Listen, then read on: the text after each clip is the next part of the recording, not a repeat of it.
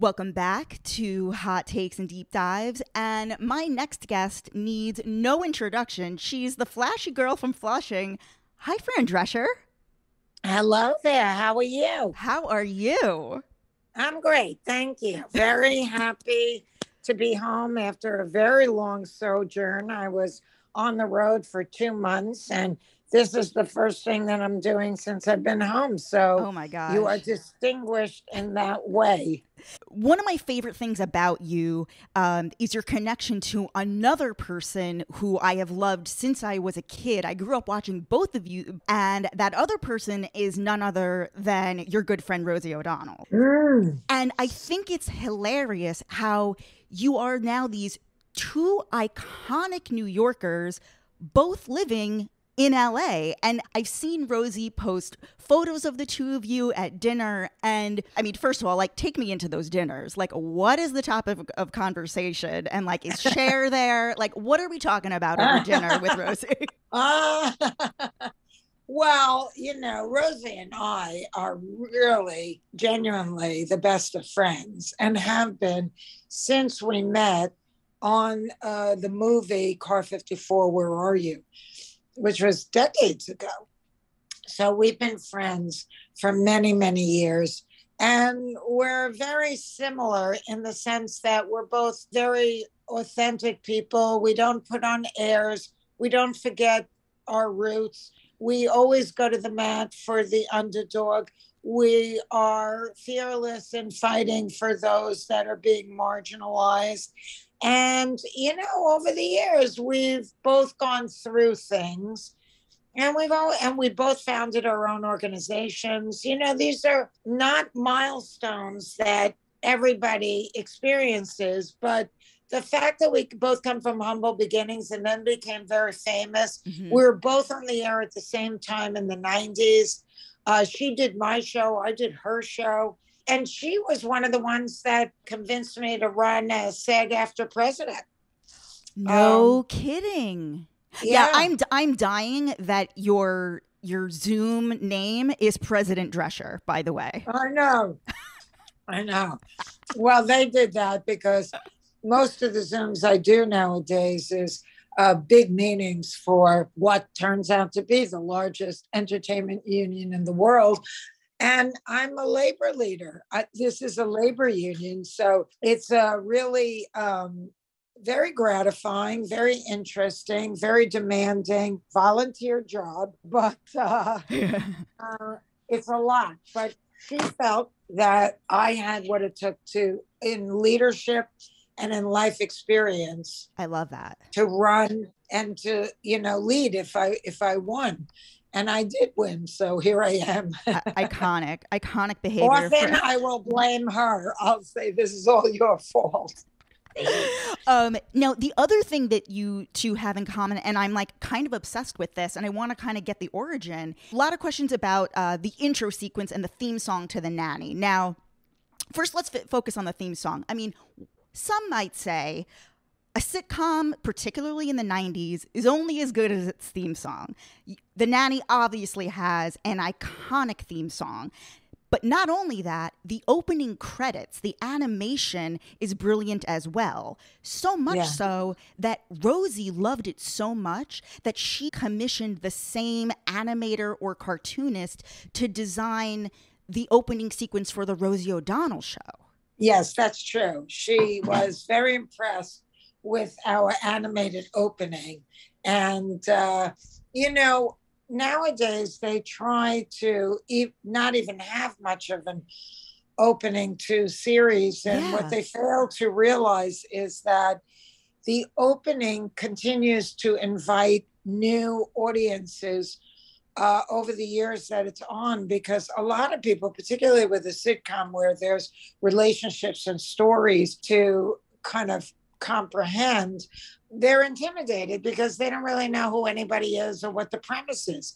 But when you do a really clever opening titles like The Nanny with a great catchy theme song that tells the story, I've heard countless times that because of that, I knew what the show was and I knew who all the characters were. So I could just jump in at any time. And that's a very important thing because this show is going to be 30 years old from the day we started. And it's the gift that keeps on giving, but it's also withstood the test of time and is now considered classic TV because new generations keep wanting to watch it. And I think that that has a lot to do with the fact that it has an opening titles that invites people to watch. They can jump on the train at any time and feel like, oh, I know who everybody is and I know what the story's about. Yeah, I've often wondered like why shows modern, current shows these days, they often it'll just be like a little blip of the title and like there's no song whatsoever. It's literally just like whoosh, the name, like even Hacks. It's just like whoosh, Hacks, and then like it just goes into the show. I suspect, or maybe I read that they're just trying to cut time. They don't want to waste the 30 seconds or a minute on the sequence. Well, but that's true with shows that depend on ad dollars. I think that is, and also a fear that people are going to change the channel. So they slip from one series right into another without giving people any breathing room. But it's a catch-22 because there is some really significant advantages to having a really good one.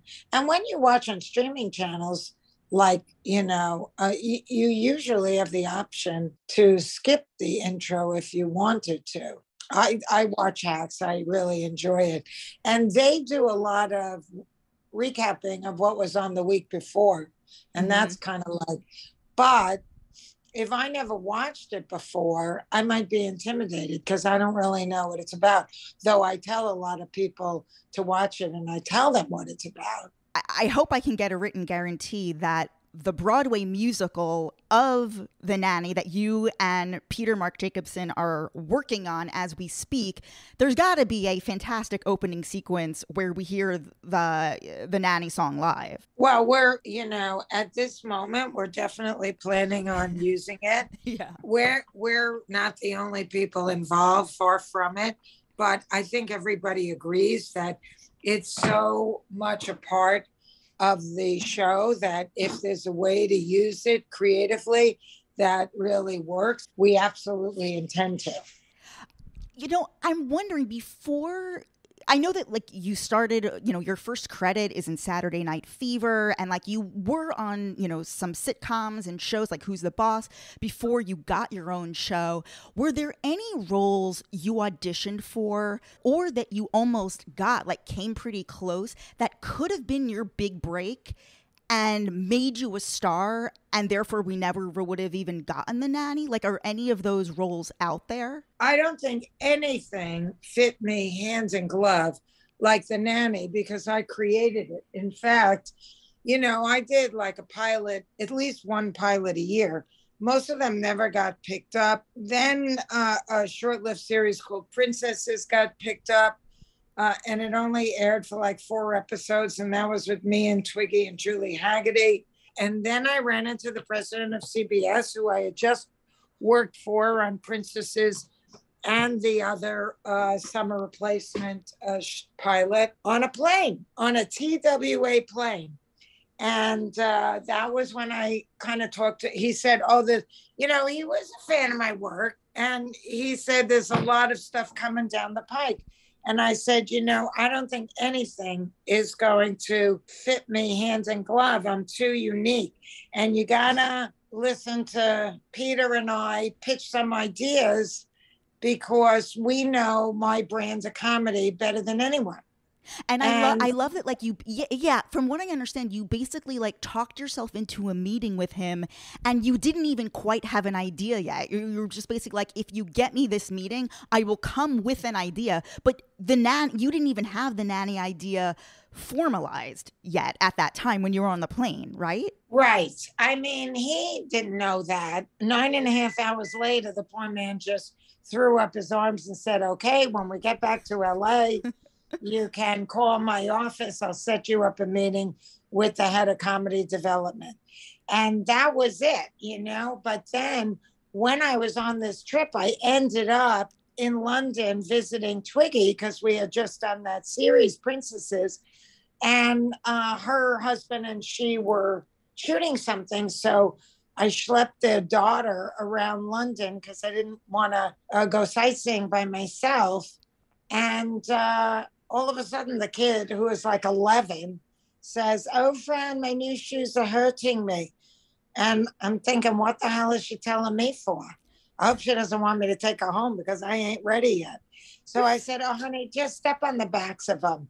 And innocently, she asked me, "Won't that break them?" And I said, "Break them in." And that was the germ of the idea for the nanny. In the middle of the night, I called Peter and I said, "I think I came up with the idea that we should pitch.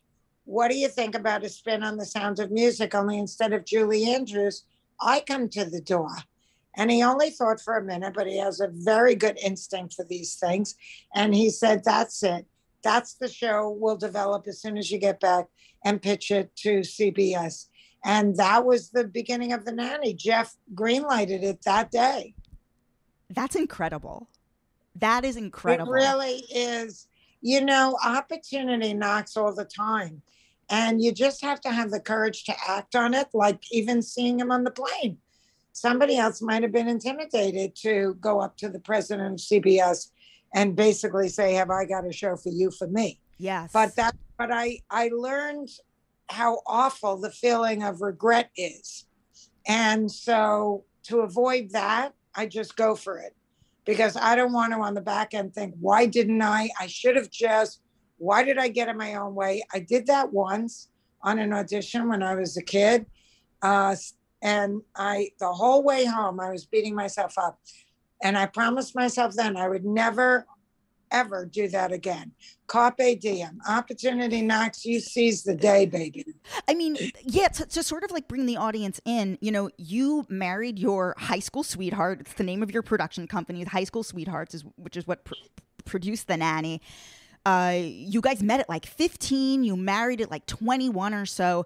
Peter Marc Jacobson, brilliant writer, producer. And he eventually came out, I think initially, I guess, can you kind of like walk me through that? Like, what was the conversation? And I know the obvious question is, like, how did you not know? So I'm not going to ask you that.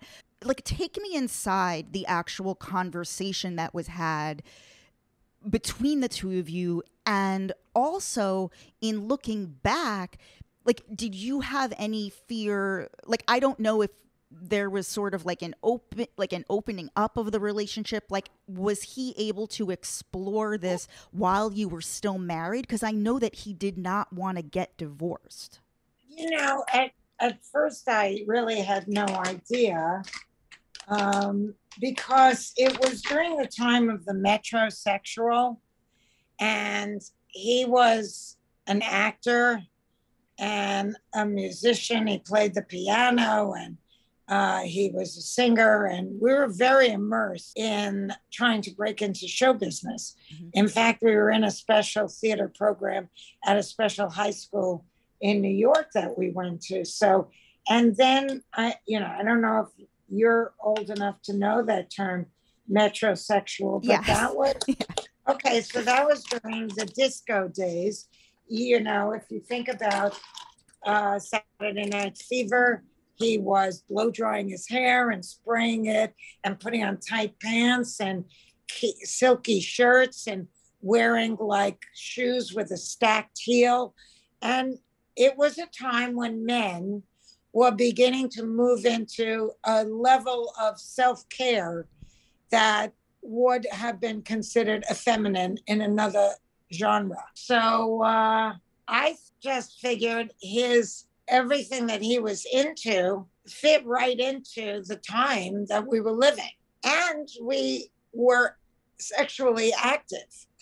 So is that why he initially came out as bisexual? Probably.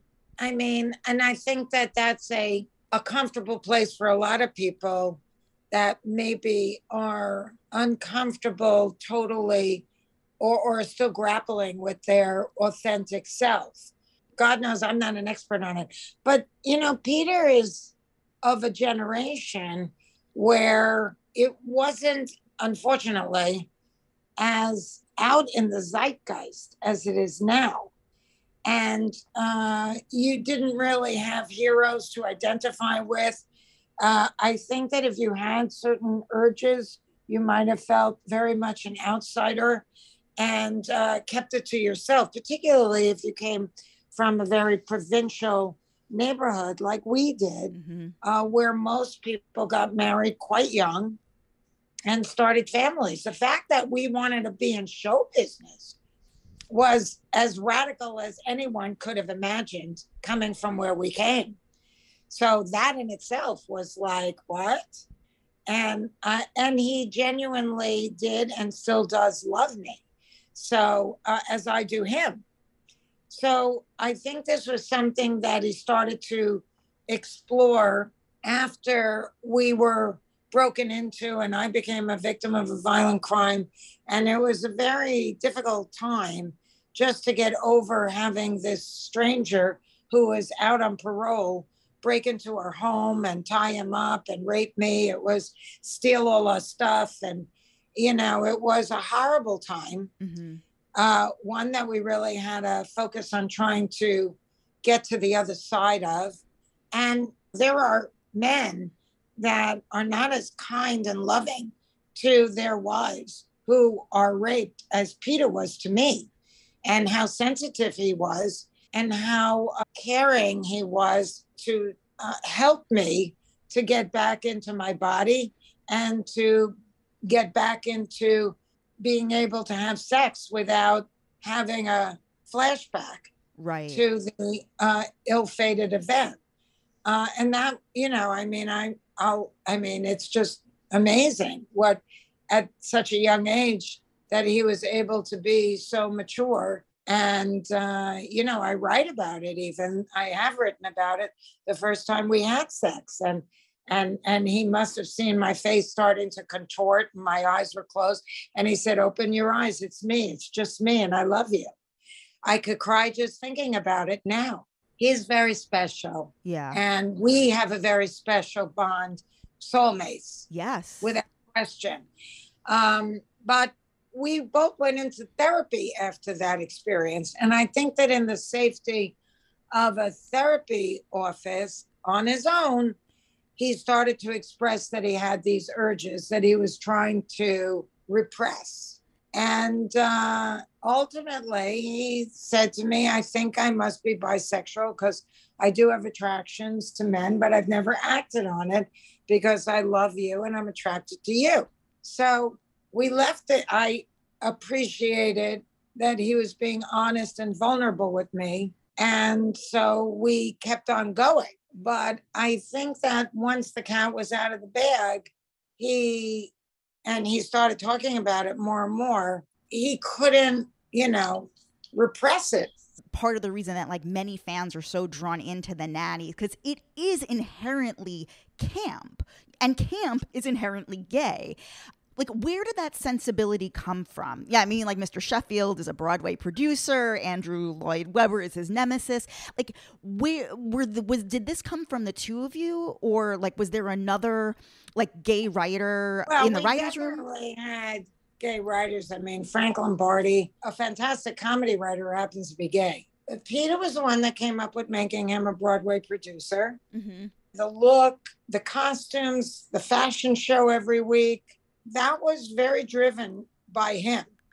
I was the one that found Brenda Cooper. I said, this is the woman we have to hire. I was the one that designed the opening titles and found the company. And I was the one that thought of to do the show, The Nanny. But he brought to it a lot that I probably wouldn't have thought of. And he saw in me an icon. And a star and someone that wears clothes well.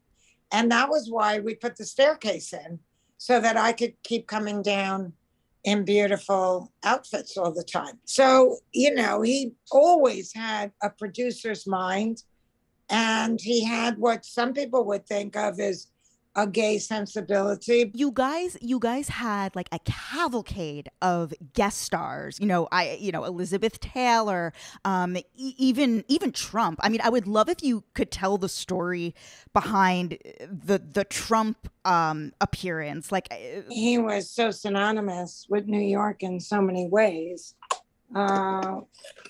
We got him on the show, play himself in a small part.